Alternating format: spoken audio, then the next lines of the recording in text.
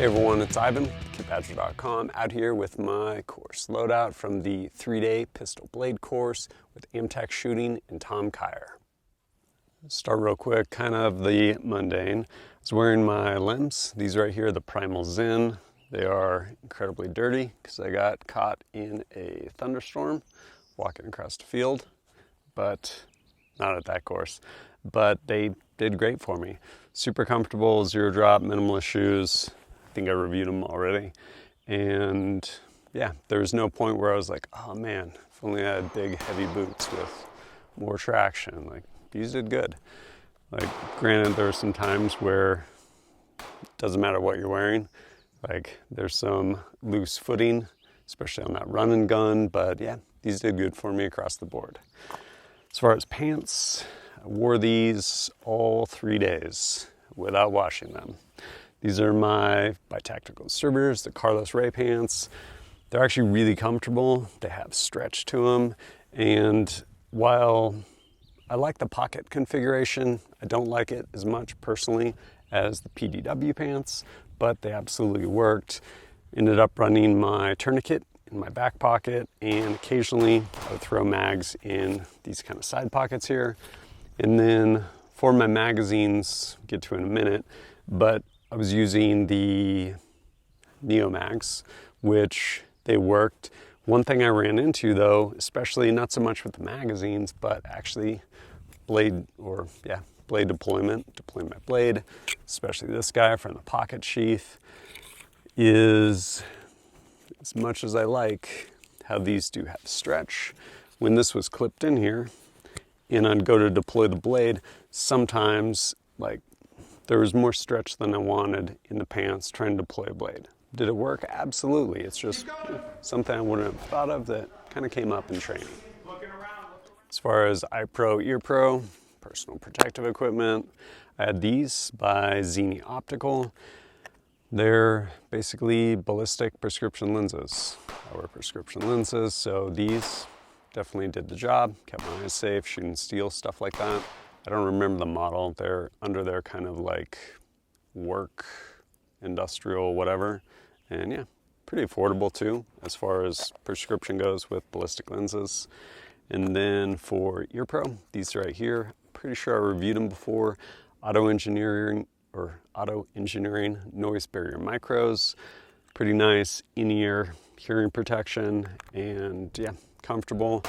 I don't mind over-ear, depending, like especially if you have good gel cups, but depending on how warm it is, your ears can just sweat into them. Non-issue with these. And hear range commands, which is important. So you're not taking your ears on and off on the range, trying to hear what's going on, instructions, stuff like that. So yeah, definitely worked well. Being a pistol blade course, obviously need blades in addition to pistol for combative training, and I ended up using these right here. These being the trainers for the live blades.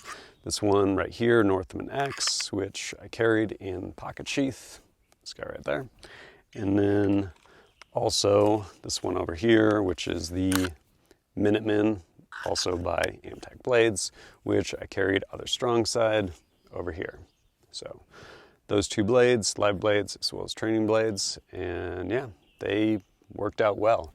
I definitely, huge value add in actually having training blades for your live blades, and then being able to rep it out, both strong side, other strong side, blade deployment, and yeah, getting all those good reps. So yeah, good training.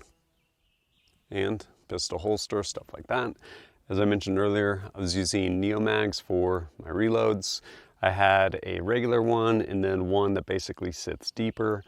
I don't know. I feel like there's definitely some technique to drawing from Neo mags.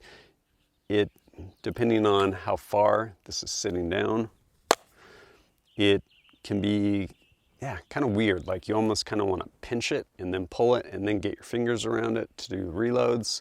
And definitely a little bit of technique involved, but they absolutely worked, and probably quicker than just straight pocket reloads.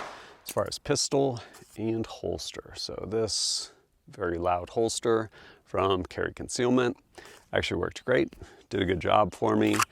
and I was shooting this right here, which is my Walther PvP F series. Stands for female instead of fighting, although it should just stand for fighting. Terrible marketing on that, but actually a really good pistol. On here, the TLR 7 Alpha light. Not that we didn't really do any low light live fire, and when we did have some kind of low light stuff, we were actually using sim guns, so I wasn't using this or my holster. But for all the live fire stuff, this did good. And on here, the SCS, I guess, by Holosun. It is their, it's pretty cool. It lasts for, I don't know, like 25 years, never have to change a battery, something like that. And it obviously has a solar cell on there, and it meters light from everywhere. This actually really came into its own, and I was actually pleasantly surprised with it when we were doing the run and gun. So this is a green dot in here, and like I said, it meters from like forward, back, everywhere. And when we start doing the run and gun, it's like mottled shade, some sunlight coming through, not super easy to see targets. And I was like, oh man, should I be able to, well, one, you can't adjust this, but I was like, is this gonna work for me? And it absolutely did.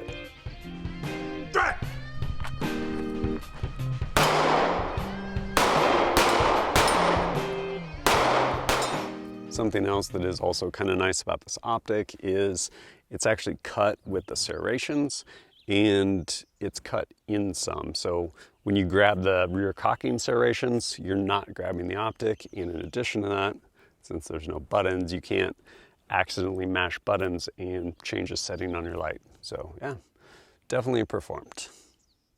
Coming away from it, is there anything I would have changed, done differently with respect to the loadout? No, not really. I mean, everything pretty much performed.